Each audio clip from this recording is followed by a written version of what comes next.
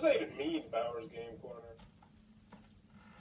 Ahoy there, YouTube! I'm back again today for another game review. Today I'm very excited to check out Two Rooms and a Boom from Tuesday Night Games. This is for 6 to 30 players. Take us 7 to 20 minutes to play, and it's for ages 8+ and in. Two Rooms and a Boom. This is a large group social deduction party game in which you are going to either be trying to get the president bombed or save the president. You might also have some crazy out there wonky rolls though once you start playing with more people.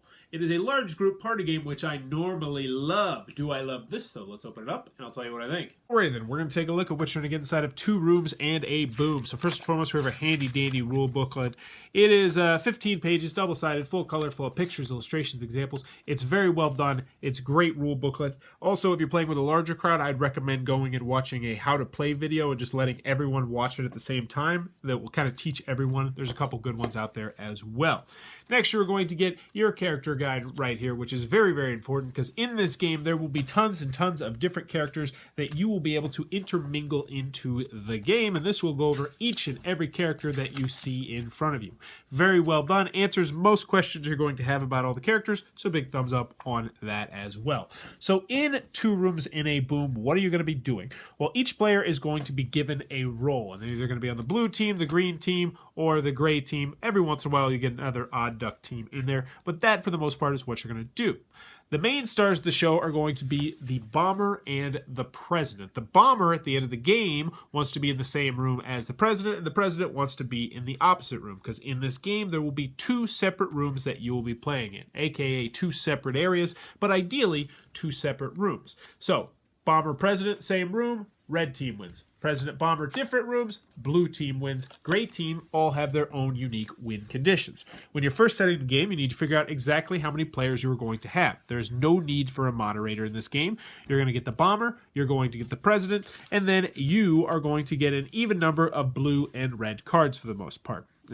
Once you get to more advanced games, then you can mix it up. But for the beginning couple games, you're going to want to make it as even as possible. And most of the time when you're playing the beginner version of the game, you just want people who are regular red team members. Nothing fancy in there. But as I mentioned, once you get more games under your belt, you can play with the fancy rules. If you have an odd number, then you're going to mix in one of these gray cards. So you might, like, for instance, take the victim who wants to be in the same room with the bomber. You might have the gambler who wants to be in the same, who wants to pick which team is going to win at the end of the game. The intern who wants to be in the same room with the president. Various different gray roles that you can include.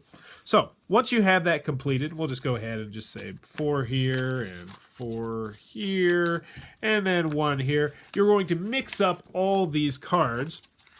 You are going to divide your group of players into 2 separate groups and then put them into the 2 different rooms. And then someone is going to hand out 1 card to each player. So each player is going to get 1 card. They're going to look at it. Then you are going to figure out how much time you're going to have, because the game is played over 3 rounds. And each round will be timed. So this game has an exact amount of time that it should last. Obviously, with more players, you're going to need more time per round. But once you've done that, you are on your way. So once the timer has started, and both rooms should be keeping track of the time, someone is going to be appointed a leader. How it works is the first person who says, hey, you should be the leader, that person is the leader. So you can't point for yourself, but you can point for somebody else. And they are going to be the leader. Now, the leader has a very important role because they are going to be sending over hostages.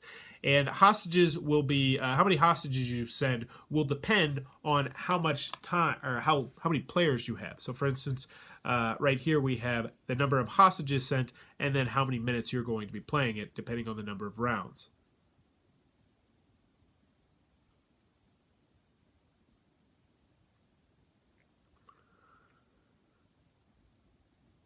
And while you're in the room, it's going to be just straight up social deduction. So the options you have are, if you're under 11 players, then you can only do a card share, where you will just be showing other people your cards. Say you want to do a card share? Yeah, we'll do a card share. You both secretly show each other your cards, and bada boom, you know if you're on the same team or if you're not on the same team, or if you should trust that person or not trust that person.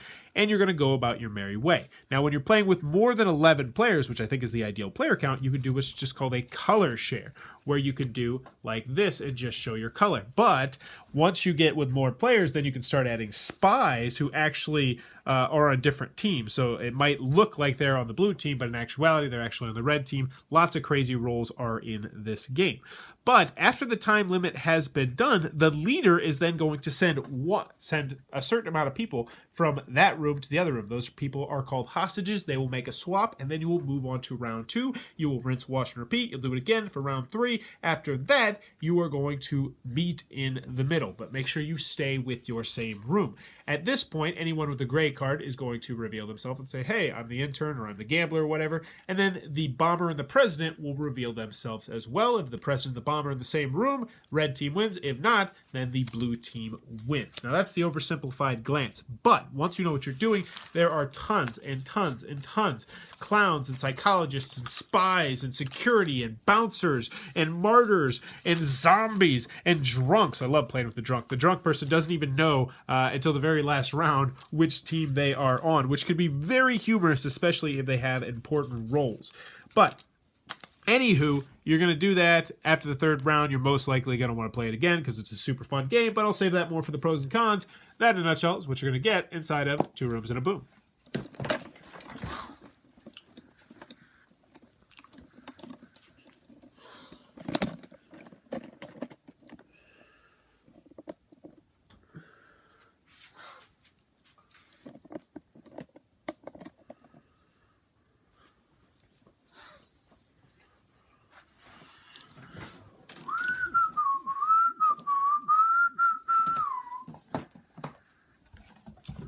Alrighty then, 2 Rooms and a Boom from Tuesday Night Games. What are my final thoughts? Let's go over the pros, let's go over the cons. First, on the con side, game's not going to be for everybody for a variety of different reasons. First and foremost, 6 to 30 players. Huge player count, which is fantastic, but I wasn't the biggest fan of it at the lower player count. 6, 7, 8 players, probably going to take a pass on that.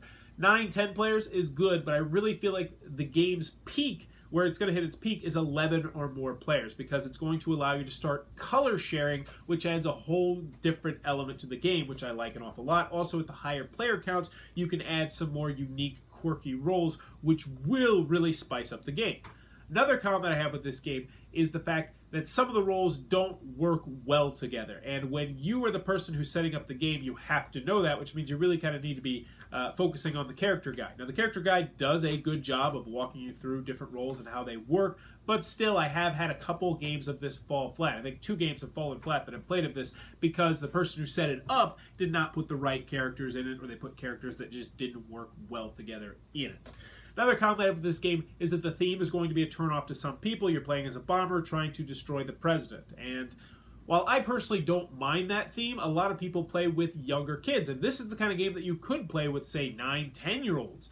And I would absolutely bring this to my youth retreats that I go to with the younger kids, but I just don't feel like I can because it's about, people assassinating the president. So, theme will be a turnoff to some people. Any other cons I have with the game? It's a lightweight social deduction party game. In a given game, you're going to have 1 or 2 goals that you're trying to accomplish, and they're very straightforward goals for the most part, which will be a turnoff to some people. Excuse me. Any other cons I have with the game? No. Moving on to the pros, all those cons just wash to the wayside. Slap a Bauer's Best Seal on it. 2 Rooms and a Boom is absolutely outstanding, fantastic. It will be on my shelf forever. And if you like large group seduction games, if you like large group social deduction games, then this is an absolutely outstanding game that I could recommend to just about anybody. And I feel like the big reason why a lot of people are going to love this game, and a lot of people already do love this game, is the fact that it fixes a lot of the problems that some people have with werewolves. There's the 3 big problems. First and foremost, moderator. You don't need a moderator in this game, which is huge, so everybody can get on the game. Next, there's no player elimination in this game, which is going to be big for a lot of people. The last big perk of this game is the fact that the time limit on the game is capped. It's going to be 20, 25 minutes at the most, and that's if hostage exchanges take a long time to happen. But for the most part, this is a very tight game time-wise, whereas a game of werewolf, a round could last 20 minutes. You could play a whole game of this with 15 people in 20 minutes, which is awesome. But continuing on, tons and tons of roles.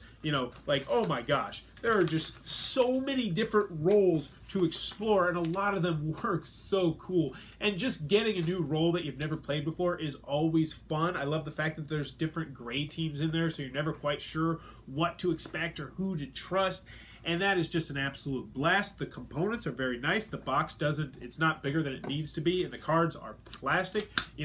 These are super duper nice cards. They're very slippery, but you're never going to have more than one unless you're setting up the game, so it's not a big deal as well. I personally like the artwork, even though there's not much artwork. There's a couple pop culture things in there, which is kind of cool as well.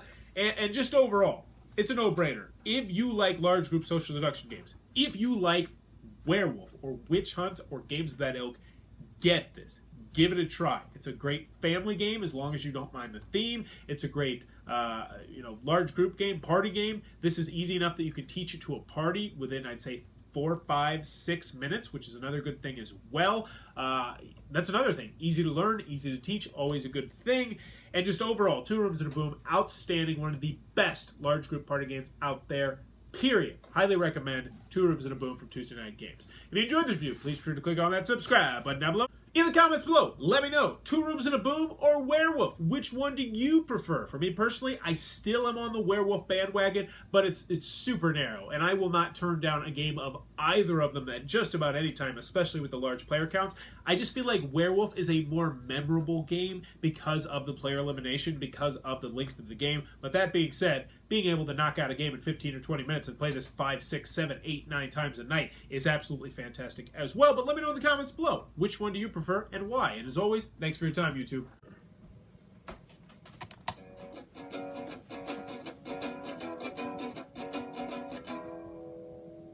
What does that even mean, Bowers Game Corner?